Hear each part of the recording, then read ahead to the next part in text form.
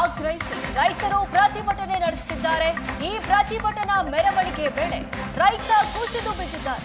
ವಿಜಯಪುರದ ಅಂಬೇಡ್ಕರ್ ಸರ್ಕಲ್ ಬಳಿ ಈ ಘಟನೆ ನಡೆದಿದೆ. ರೈತ ಸಾಯಿಬಣ್ಣ ಅಂಗಡಿ ಕುಸಿದು ಬಿದ್ದು ಅಸ್ವಸ್ಥಗೊಂಡಿದ್ದಾರೆ. ನಿಡಗುಂದಿ ರೈತ ಸಂಘದ ತಾಲೂಕು ಅಧ್ಯಕ್ಷರು ಇವರು. ಪ್ರತಿಭಟನಾ ಸ್ಥಳಕ್ಕೆ ಸದ್ಯ ವೈದ್ಯರು ಭೇಟಿ ನೀಡಿ ಸಾಯಿಬಣ್ಣಗೆ ಚಿಕಿತ್ಸೆ ಕೊಡ್ತಿದ್ದಾರೆ. ಕಬ್ಬಿಗೆ ಬೆಂಬಲ ಬೆಲೆ ಆಗ್ರಹಿಸಿ ರೈತರು ಪ್ರತಿಭಟಿಸುತ್ತಿದ್ರು. ಈ ಪ್ರತಿಭಟನೆ ವೇಳೆ ವಿಜಯಪುರದ ಅಂಬೇಡ್ಕರ್ ಸರ್ಕಲ್ ಬಳಿ ರೈತ ಸಾಯಿಬಣ್ಣ ಕುಸಿದು ಬಿದ್ದಿದ್ದಾರೆ. ನಿಡಗುಂದಿ ರೈತ ಸಂಘದ ತಾಲೂಕು ಅಧ್ಯಕ್ಷರು ಕೂಡ ಹೌದು.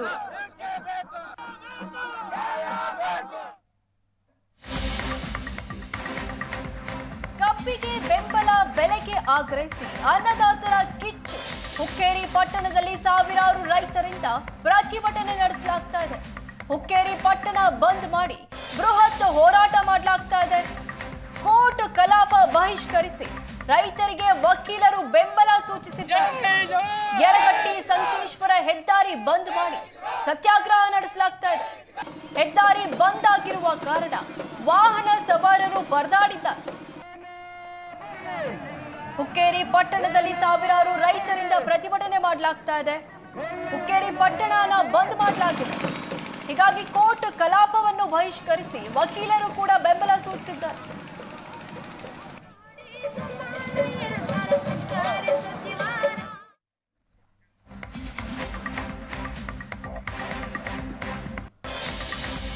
ಕಬ್ಬು ಬೆಳೆಗಾರರ ಹೋರಾಟಕ್ಕೆ ಬಿಜೆಪಿ ರಾಜ್ಯಾಧ್ಯಕ್ಷ ಬೆಂಬಲ ಸೂಚಿಸಿದ್ದಾರೆ.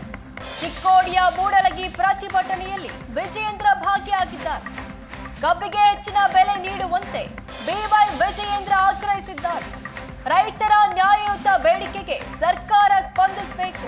ರೈತರ ಪ್ರತಿಭಟನೆಗೆ ಸರ್ಕಾರ ಕಿಂಚಿತ್ತೂ ಸ್ಪಂದನೆ ನೀಡುತ್ತಿಲ್ಲ ಅಂತ ತಮ್ಮ ಆಕ್ರೋಶ ವ್ಯಕ್ತಪಡಿಸಿದರು. ಒಂದು ವಾರದಿಂದ ಬೆಳಗಾವಿ ಜಿಲ್ಲೆಯಾದ್ಯಂತ ರೈತರ ಪ್ರತಿಭಟನೆ ಜೋರಾಗ್ತಾ ಇದೆ. ಇವತ್ತು ವಿಜಯೇಂದ್ರ ಅವರು ಇಲ್ಲಿ ಬಂದು ಭೇಟಿ ನೀಡಿ ಅವರಿಗೆ ಮಾತುಕತೆ ಮಾಡಿದ್ದಾರೆ. ಯಾವ ರೀತಿ ಅವರಿಗೆ ಇದು ಮಾಡಿ ಬೆಂಬಲ ಕೊಟ್ಟಿದ್ದಾರೆ ಕೇಳೋಣ. ಸರ್, ಇವತ್ತು ಭೇಟಿ ನೀಡಿದಿರಿ ಸರ್, ಯಾವ ರೀತಿ? ಬೆಳಗಾವಿ ಜಿಲ್ಲೆಯ ಮೂಡಲಗಿ ತಾಲೂಕಿನ ಗುರ್ಲಾಪುರ ಕ್ರಾಸ್ನಲ್ಲಿ ಕಳೆದ 6 ದಿನಗಳಿಂದ ನಿರಂತರವಾಗಿ ಕಬ್ಬು ಬೆಳೆಗಾರರು ಹೋರಾಟವನ್ನು ಮಾಡ್ಕೊಂಡು ಬರ್ತಾ ಇದ್ದಾರೆ. ಕಬ್ಬಿನ ಬೆಲೆ ನಿಗದಿ ಆಗಬೇಕು, ಯಾಕೆಂದರೆ ರೈತರು ಆತಂಕದಲ್ಲಿದ್ದಾರೆ. ಕಬ್ಬು ಬೆಳೆ ನಿಂತಿದೆ, ಕಟಾವಾಗಿಲ್ಲ, ಶುಗರ್ ಫ್ಯಾಕ್ಟ್ರಿಗಳು ಇನ್ನೂ ಅದು ಪ್ರಾರಂಭ ಮಾಡ್ತಿಲ್ಲ, ತಗೊಳ್ತಾ ಇಲ್ಲ. ಹಾಗಾಗಿ ರೈತರು ಸಹಜವಾಗಿಯೇ ಆತಂಕದಲ್ಲಿದ್ದಾರೆ. ಅದು ಈಗ ಎಂಥ ದುರಂತ ಅಂತ ಹೇಳಿದ್ರೆ, ಒಂದು ರಾಜ್ಯದ ಸರ್ಕಾರಕ್ಕೆ ಯಾವುದೋ ಒಂದು ಜವಾಬ್ದಾರಿ ಇರಬೇಕಾಗ್ತದೆ. ರೈತರ ತಾಳ್ಮೆಯನ್ನು ಪರೀಕ್ಷೆ ಮಾಡೋದಕ್ಕೆ ಹೋಗಬಾರ್ದು. 6 ದಿನಗಳಿಂದ ಹೋರಾಟ ನಡೀತಾ ಇದೆ. ನಿನ್ನೆ ರೈತ ಆತ್ಮಹತ್ಯೆ ಮಾಡ್ಕೊಳ್ಳೋಂಥ ಪ್ರಯತ್ನವೂ ಕೂಡ ಮಾಡಿದ್ದಾನೆ. ಆಸ್ಪತ್ರೆ ಸೇರಿಕೊಂಡು ಇವತ್ತು ICUಲಿದ್ದಾನೆ. ಇಷ್ಟಾದರೂ ಸಹ ಉಸ್ತುವಾರಿ ಸಚಿವರಾಗಲಿ, ಸಕ್ಕರೆ ಸಚಿವರಾಗಲಿ ಅಥವಾ ಇಲಾಖೆ ಯಾರೇ ಹಿರಿಯ ಅಧಿಕಾರಿಗಳು ಯಾರೂ ಕೂಡ ಬಂದು ರೈತರ ಅಹವಾಲನ್ನು ಕೇಳೋದಿಲ್ಲ ಅಂತ ಹೇಳಿದರೆ ಒಂದು ಜವಾಬ್ದಾರಿಯುತ ಸರ್ಕಾರ ನಡ್ಕೊಳ್ತಕ್ಕಂಥ ರೀತಿನ ಇದು. ಬರೀ ಅಧಿಕಾರಿಗಳೇ ಬಂದು ಚರ್ಚೆ ಮಾಡೋದಾದರೆ ಸರ್ಕಾರ ಯಾಕಿರಬೇಕು? ಮುಖ್ಯಮಂತ್ರಿಗಳು ಯಾಕೆ? ಸಚಿವರು ಯಾಕಿರಬೇಕು? ಇಲಾಖೆಯ ಸಚಿವರು ಯಾಕಿರಬೇಕು? ಸಕ್ಕರೆ ಸಚಿವರು ಯಾಕಿರಬೇಕು? ವಿರೋಧ ಪಕ್ಷ ನಮ್ಮದು ಕರ್ತವ್ಯ ಅದನ್ನು ಮಾಡೋದಕ್ಕೆ ಅವತ್ತು ಬಂದಿರುವಂಥ, ನಾವು ರಾಜಕಾರಣ ಮಾಡ್ತಾ ಇಲ್ಲ. ಇವಾಗ ತಾವು 5 ಗಂಟೆವರೆಗೆ ಗಡುವು ಕೊಟ್ಟಿದ್ದೀರಿ ಸರ್, ಮುಂದಿನ ನಡೆ ಯಾವ ರೀತಿ ಸರ್? ಅಂದರೆ 6 ದಿನಗಳಾದರೂ ಕೂಡ ಯಾವುದೇ ಸಚಿವರು ಬಂದಿಲ್ಲ ಅಂತೇಳಿದ್ರೆ ಇದು ನಾಚಿಗೆಟ್ಟ ವರ್ತನೆ. ರೈತರನ್ನು ಈ ರೀತಿ ಹಗುರವಾಗಿ ತೆಗೆದುಕೊಳ್ಬೇಡಿ, ಕಬ್ಬು ಬೆಳೆಗಾರನ್ನು ಇಷ್ಟೊಂದು ಹಗುರವಾಗಿ ತೆಗೆದುಕೊಳ್ಬೇಡಿ.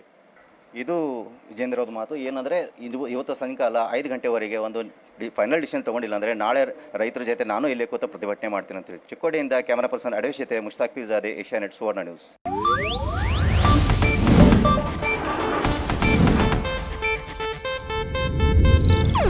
ಇದು ಏಷ್ಯಾನೆಟ್ ನ್ಯೂಸ್ ನೆಟ್ವರ್ಕ್ ಪ್ರಸ್ತುತಿ.